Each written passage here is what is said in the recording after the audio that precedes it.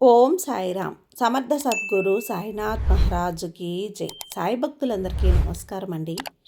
మన బాబాగారి దయ వల్ల మనందరం బాగుండాలి, సంతోషంగా ఉండాలి అని చెప్పి మనస్ఫూర్తిగా కోరుకుంటూ ఈరోజుటి వీడియో స్టార్ట్ చేస్తున్నాను ఫ్రెండ్స్. ఇక ఈరోజు వీడియోలో మనం చూడబోయేది ఏంటి అంటే, తల్లి ఒక్కసారి ఈరోజు శ్రావణ శనివారం తిరుమల వెంకన్న స్వామి యొక్క పాదాలను తాకుబిడ్డ. అలా తాకినటువంటి నీకు ఈరోజు నీవు ఒక మంచి శుభవార్తనైతే వినబోతున్నావమ్మా. ఒక్క క్షణం కళ్ళు మూసుకో. అవును తల్లి, నువ్వు వింటున్నది అక్షరాల నిజమే. నీ సాయి చెబుతున్నది కూడా నిజమే. ఒక్కసారి కళ్ళు మూసుకో, అది కూడా ఈ సాయి మీద నమ్మకం ఉంచి నువ్వు కళ్ళు తెరిచే లోపల ఒక అద్భుతం జరుగుతుంది. ఒక అద్భుతాన్ని నేను జరిపిస్తాను, ఒక చమత్కారాన్ని చూపిస్తాను. ఆ అద్భుతం ఎలా ఉంటుందో తెలుసా? నీ జీవితంలో ఒక అద్భుతాన్ని సృష్టిస్తుంది. ఒక గంటలో నీ తలరాతను మార్చేస్తుంది. ఒక గంటలో నీ కష్టాలను తీర్చేస్తుంది. ఒక గంటలో నీ కన్నీళ్లను తీరుస్తుంది. ఆ ఒక్క గంటలో నీ అప్పులను కూడా తీరుస్తుంది. ఇది మామూలు అద్భుతం కాదు బిడ్డ. ఇది వరకు కూడా ఎప్పుడూ చూడనిది, ఇక ఆ తర్వాత కూడా చూడలేనిది. కానీ కనీ విని ఎరుగునటువంటి, నువ్వు ఊహించినటువంటి ఒక అద్భుతం జరగబోతోంది. ఒక చమత్కారం జరగబోతుంది. ఏంటో తెలుసా తల్లి? ఒక్కసారి కళ్ళు మూసుకొని నేను చెప్పినప్పుడు కళ్ళు తెరువు. అలా నువ్వు కళ్ళు తెరిచావంటే ఒక ఒక నీ కళ్ళు నమ్మలేనటువంటి ఒక ఆశ్చర్యాన్ని చూస్తావమ్మా. కళ్ళు తెరువు బిడ్డ, కళ్ళు తెరువు బిడ్డ అంటూ బాబాగారు మన కోసం తీసుకొచ్చిన ఈ సందేశాన్ని వినే ముందుగా మన ఛానల్ని ఫస్ట్ టైం చూస్తున్నట్లయితే ప్లీజ్ సబ్స్క్రైబ్ చేసుకోండి ఫ్రెండ్స్. వీడియో నచ్చితే కనుక లైక్ చేసి సపోర్ట్ చేయండి. ఇక వీడియోలోకి వెళ్ళబోయే ముందు ఒక్కసారి, ఎక్కడెక్కడో మీరు జ్యోతిష్యం చెప్పించుకొని తృప్తి చెందకుండా, మనశ్శాంతి అనేది లేకుండా, మీ సమస్య అనేది ప్రాబ్లంకి ఆ సొల్యూషన్ అనేది దొరక్క మీరు అసంతృప్తిగా బాధపడుతూ ఉన్నట్లయితే ఒక్కసారి మనకు బాగా తెలిసినటువంటి గురువుగారు శ్రీ షిరిడి సాయిబాబా ఆశీస్సులతో జ్యోతిష్యం చెప్తున్నారు గురూజీ సుబ్రహ్మణ్యం రాజు గారు. Contact number 9908224144. ఈ గురువుగారు నెంబర్ 1 వశీకరణ స్పెషలిస్ట్. మీ యొక్క ప్రతి సమస్యకి కూడా పరిష్కారం అనేది చూపిస్తారు. అన్ని విషయాలను కూడా ఫోన్లో స్వయంగా గురువుగారే మాట్లాడతారు. ప్రేమ, పెళ్లి, భార్యాభర్తల మధ్య సమస్యలు, స్త్రీ మరియు పురుషుల వశీకరణం చేయబడును. చెడు గృహ ప్రయోగాలకు నివారణ చేయబడును. మీ యొక్క ఎటువంటి సమస్యనైనా సరే ఫోన్లోనే 24 గంటల్లో పరిష్కారం అనేది చూపిస్తారు. కాబట్టి నమ్మకంతో గురువుగారిని కాంటాక్ట్ అవ్వండి. మీరు ఎక్కడెక్కడో జ్యోతిష్యం చెప్పించుకొని అసంతృప్తి చెంది ఉంటే ఈ గురువుగారి దగ్గర ఒక్కసారి ఫోన్ చేసి మీ సమస్యకు పరిష్కారం అనేది తెలుసుకున్న తర్వాత మీ మనసు ప్రశాంతంగా ఉంటుంది. కాబట్టి నమ్మకంతో కాల్ చేయండి గురువుగారికి. సుబ్రహ్మణ్యం రాజు గారు, నెంబర్ 1 వశీకరణ స్పెషలిస్ట్. Contact number 9908224144. ఇక వీడియోలోకి వచ్చేసి బిడ్డ, ఒక గంటలో నీ జీవితం ఎంత అద్భుతంగా సుడి తిరుగుతుందో నీ కళ్ళారా నువ్వే చూస్తావు. నీ కళ్ళను నువ్వే నమ్మలేనంతగా చూస్తావు తల్లి. ఒక్కసారి సాక్షాత్తు స్క్రీన్ మీద కనిపిస్తున్నటువంటి తిరుమల వెంకన్న స్వామి యొక్క పాదాలు ఉన్నాయి కదా, ఒక్కసారి తాకమ్మా. అలా తాకావంటే ఒక్క గంటలో నీ జీవితం ఎంత అద్భుతంగా ఉంటుందో నీ కళ్ళారా నువ్వే చూస్తావు. ఒక వారం రోజుల్లో నీకు తిరుమల దర్శన భాగ్యం కలుగుతుంది. ఒక వారం రోజుల్లో స్వామివారిని నువ్వు దర్శించుకుంటావు. స్వామివారి అనుగ్రహం నిండుగా మెండుగా నీ మీద, నీ కుటుంబం మీద ఉంటుంది. అంతకన్నా అద్భుతం ఏమైనా కావాలా? మనసారా ఒక్కసారి ఓం నమో వెంకటేశాయ అంటూ తలుచుకున్న దానివల్లే స్వామి అనుగ్రహం నీ మీద ఉంటుంది. ఈ అవకాశాన్ని వదులుకోవద్దు. ఇది అందరికీ కూడా కనపడుతు తల్లి. ఇది సాక్షాత్తు తిరుమల వెంకన్న ఆశీర్వాదం ఉన్నవాళ్ళకు మాత్రమే ఈ వీడియో కనపడుతుంది. స్వామివారి పాదాలను తాకే అదృష్టం కలుగుతుంది. అది కూడా ఈరోజే శనివారం.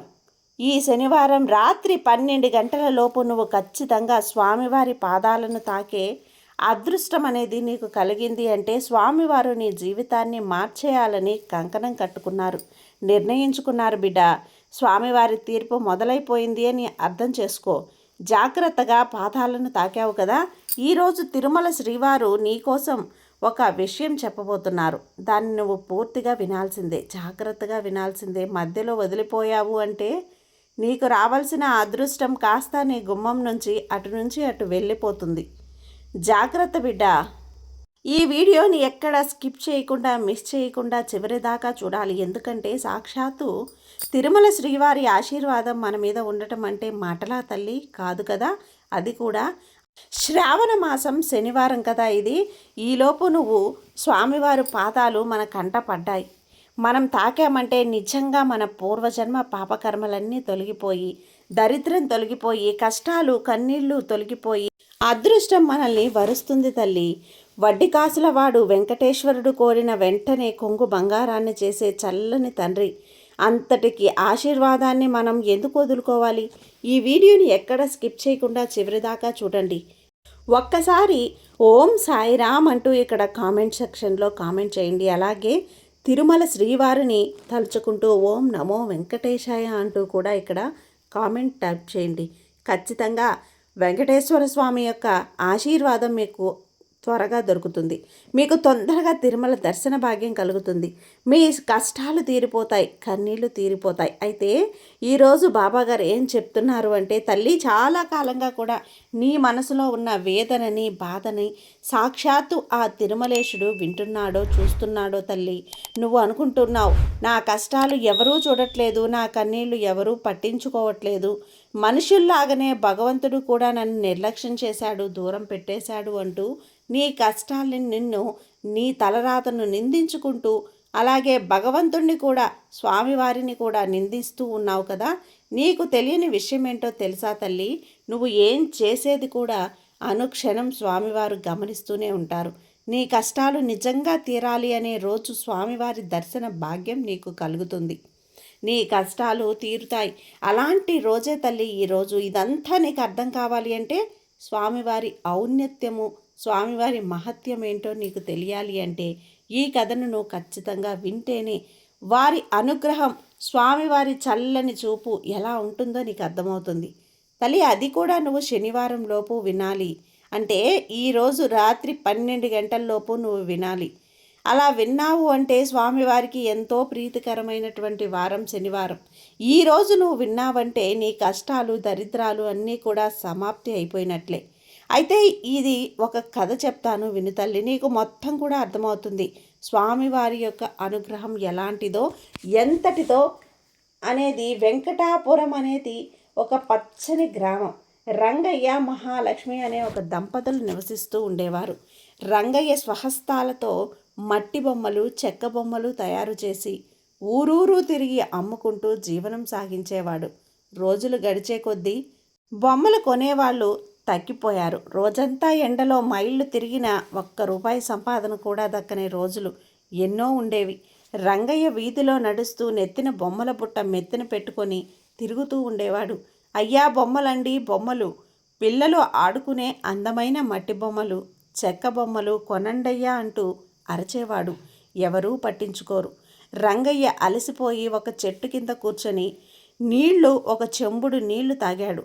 రంగయ్య ఆవేదనతో తలపట్టుకొని, భగవంతుడా, రోజంతా కష్టపడి ఈ బొమ్మలు తయారు చేశాను. పొద్దుటి నుంచి ఒక్క బొమ్మ కూడా అమ్ముడుపోలేదు. ఇంటికి వెళ్తే నా భార్య మహాలక్ష్మి ఆకలితో ఎదురు చూస్తూ ఉంటుంది. ఆమెకు ఏం పెట్టను?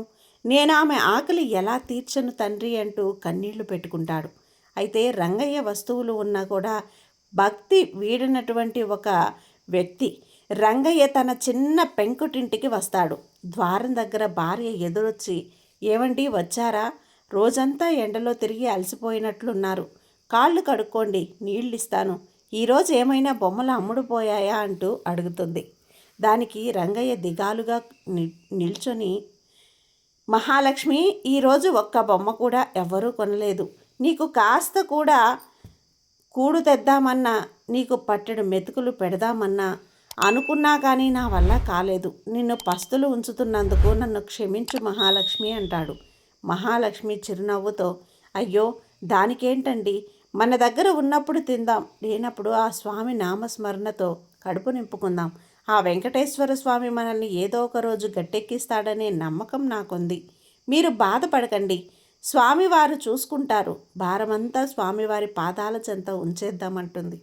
ఇద్దరూ కలిసి గుడిసెలోకి వెళ్ళి శ్రీనివాసుడు పటానికి దండం పెట్టుకుంటారు. రంగయ్య చేతులు జోడించి, ఓ లక్ష్మీ శ్రీనివాస, మాకు ఐశ్వర్యం అక్కర్లేదు స్వామి, నలుగురికి పెట్టే భాగ్యం లేకపోయినా పర్వాలేదు, కానీ మా ఇంటికి వచ్చిన అతిథికి మాత్రం ఆకలితో వెనక్కి పంపే పరిస్థితి మాకు తెప్పించకు తండ్రి అంటూ కన్నీళ్లు పెట్టుకుంటారు. అక్కడ వైకుంఠంలో లక్ష్మీ శ్రీనివాసులు ఇద్దరూ చూస్తూ ఉంటారు, గమనిస్తూ ఉంటారు. లక్ష్మీదేవి అంటుంది, స్వామి, భూలోకంలో ఆ రంగయ్య పడుతున్న కష్టాలు చూస్తుంటే నా మనసు ద్రవించుకుపోతోంది స్వామి. రోజంతా బొమ్మలు మోసి కష్టపడిన వారికి ఒక్క పూట కూడా అన్నం దొరకటం లేదు. అయినా వారు నీపై ఉన్న భక్తిని, అతిథి సేవ చేసే గుణాన్ని వదులుకోవటం లేదు చూడండి అంటుంది. శ్రీనివాసుడు చిరునవ్వుతో, అవును దేవి, కష్టాల్లో ఉన్నప్పుడు భగవంతుణ్ణి స్మరించడం సహజం. కానీ తీవ్రమైన ఆకలితో ఉండి కూడా ఇతరుల ఆకలిని తీర్చాలని అనుకోవటం నిజమైన భక్తి. వారే నిష్కల్మషమైనటువంటి ఆతిథ్య ధర్మాన్ని ఈ లోకానికి చాటించాల్సిన సమయం వచ్చింది. పద, మనం మానవ రూపంలో వారి వద్దకు వెళ్దామంటారు. వర్షం పడుతున్న రాత్రి వేళ రంగయ్య గుడిసె తలుపు తట్టిన శబ్దం వినపడుతుంది. వృద్ధుడి రూపంలో శ్రీనివాసుడు బయట నుంచి, అయ్యా, ఇంట్లో ఎవరైనా ఉన్నారా? కాస్త తలుపు తీయండి నాయనా అంటూ రంగయ్య తలుపు తీస్తాడు. బయట వర్షంలో తడుస్తూ ఒక వృద్ధ దంపతులు నిలబడి ఉంటారు. అయ్యో అవ్వా తాత, ఈ రాత్రి వేళ వర్షంలో తడుస్తున్నారు, ఎందుకు? లోపలికి రండి అంటూ పిలుస్తాడు. నాయనా, మేము చాలా దూరం నుంచి వస్తున్నాం. ఈ వర్షంలో దారి తప్పిపోయాం. తీవ్రమైనటువంటి ఆకలి, కడుపు మండిపోతుందయ్యా, తినటానికేమైనా కొద్దిగా తిండి పెట్టి మా ప్రాణాలను కాపాడు అంటారు. శ్రీనివాసుడు రంగయ్య భార్య మహాలక్ష్మి రంగయ్య వైపు చూస్తూ, ఇంట్లో ఉన్నది ఒక్క పూటకు సరిపడే కొద్దిపాటి జావన్నం, అది మాత్రమే ఉంటుంది. రంగయ్య మహాలక్ష్మితో మెల్లగా, మహాలక్ష్మి, మనకు ఒక్క పూట తిండి లేకపోయినా పర్వాలేదు, ఆ వృద్ధులకు ఆకలితో పంపితే ఆ స్వామి మనల్ని క్షమించడు, ఉన్నదంతా వారికి వడ్డించు అంటాడు. అతిథి దేవుళ్లకు మహాలక్ష్మి సంతోషంగా పెట్టడం కంటే మనకు వేరే అదృష్టం ఏముంటుంది? రంగయ్య మహాలక్ష్మి ఇద్దరూ కలిసి ఆ వృద్ధులకి కడుపు నిండా భోజనం పెడతారు. వృద్ధురాలి రూపంలో లక్ష్మీదేవి, అమ్మ మహాలక్ష్మి, మీ అమృత హస్తాలతో వడ్డించినటువంటి ఈ భోజనంతో మా కడుపే కాదు, మా మనసు కూడా నిండిపోయింది.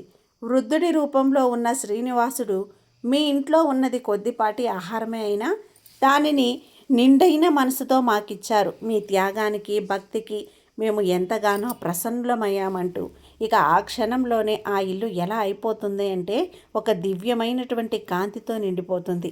ఆ వృద్ధ దంపతులు మాయమై ఆ స్థానంలో సాక్షాత్తు శ్రీ లక్ష్మీ శ్రీనివాసులు తమ నిజరూపంలో ప్రత్యక్షమవుతారు. రంగయ్య మహాలక్ష్మి ఆనంద ఆశ్చర్యాలతో కంటి నిండా నీరు పెట్టుకొని మోకాళ్లపై పడి, ఓ శ్రీనివాస, జగన్మాత సాక్షాత్తు ఆ ఏడుకొండలవాడే మా ఇంట అడుగు పెట్టాడా? ఎంతటి అదృష్టం స్వామి, మమ్మల్ని కరుణించారా తండ్రి అంటూ కన్నీళ్లతో వేడుకుంటారు. ఆనందంతో ఆర్తిగా తలుస్తారు. అప్పుడు శ్రీనివాసుడు ఇలా అంటారు, రంగయ్య, నీ కష్టాలు వచ్చినా నీ ధర్మాన్ని నువ్వు వీడలేదు. రంగయ్య, కష్టాలు వచ్చినా నీ ధర్మాన్ని వీడలేదు. బొమ్మలు అమ్ముడుకుపోకపోయినా కూడా ఆకలితో ఉన్న ఇంటికి వచ్చిన వారికి దైవంతో సమానంగా భావించి ఆదుకున్నావు. నీ నిష్కల్మషమైనటువంటి భక్తికి మెచ్చాం. ఇకపై నీ గుడిసెలో దరిద్రం అనేది ఉండదు. అప్పుడు లక్ష్మీదేవి ఇలా అంటుంది, నీ ఇల్లు ఎప్పుడూ కూడా ధాన్యంతో, అష్టైశ్వర్యాలతో తొలతూగుతుంది. నువ్వు నలుగురికి సహాయపడే గొప్ప దాతగా వర్ధిల్లుతావంటూ వరమిస్తుంది. ఆ తర్వాత లక్ష్మీ శ్రీనివాసుల దివ్య అనుగ్రహంతో రంగయ్య దరిద్రమంతా తొలగిపోయింది తల్లి. వారి ఇల్లు సిరి సంపదలతో నిండిపోయింది. ఆ తర్వాత కూడా రంగయ్య మహాలక్ష్మి ఇద్దరూ తమ అహంకారాన్ని పెంచుకోకుండా అణిగి మణిగి ఉంటూ జీవితాంతం కూడా పేదలకు అన్నదానాలు చేస్తూ స్వామివారి నామస్మరణలో ఆనందంగా జీవించారు. దీన్ని బట్టి నీకు ఏమర్థమవుతుంది తల్లి? నువ్వు నీతిగా, నిజాయితీగా ఉన్నన్ని రోజులు కూడా స్వామివారు నిన్ను చూస్తూనే ఉంటారు. సరైన సమయంలో వస్తారు. నీ కర్మలన్నీ తెగిపోయిన రోజు, నీ పాప ప్రక్షాళన జరిగిన రోజు స్వామివారు ఖచ్చితంగా ఏదో ఒక రూపంలో నీ ఇంటికి వస్తారు. నీ కష్టాలను తీరుస్తారు, వెళ్తారు. అలాంటి రోజే ఈరోజు. తల్లి, నీ వద్ద ఉన్న ఆస్తిపాస్తులు ఇక్కడ ముఖ్యం కాదమ్మా. కొద్దిపాటి ఇంట్లో, దాంట్లోనే ఇతరులకు సహాయపడే మంచితనం, నిష్కల్మషమైనటువంటి భక్తి ఉంటే భగవంతుని అనుగ్రహం తప్పకుండా లభిస్తుంది బిడ్డ. అలాంటి రోజు ఈరోజు నీ జీవితంలో సాక్షాత్తు తిరుమలేశుడే నీకు అనుగ్రహం ఇవ్వబోతున్నాడు. మంచిగా ఉండు, మంచిగా నడుచుకో. స్వామివారి అనుగ్రహం ఎప్పుడూ నీపై ఉంటుంది. ఈ సాయి కరుణా కటాక్షాలు కూడా నీ మీద ఎల్లప్పుడూ ఉంటాయి బిడ్డ. ఈ సాయి మీద నమ్మకంతో ఉండమ్మా, నీకంతా మంచి జరుగుతుంది. ఈ సాయి నీకు తోడుగా ఉన్నంత వరకు నీకు భయం ఎందుకు చెప్పు. సర్వే జన సుఖినో భవంతు. జై సాయిరామ్.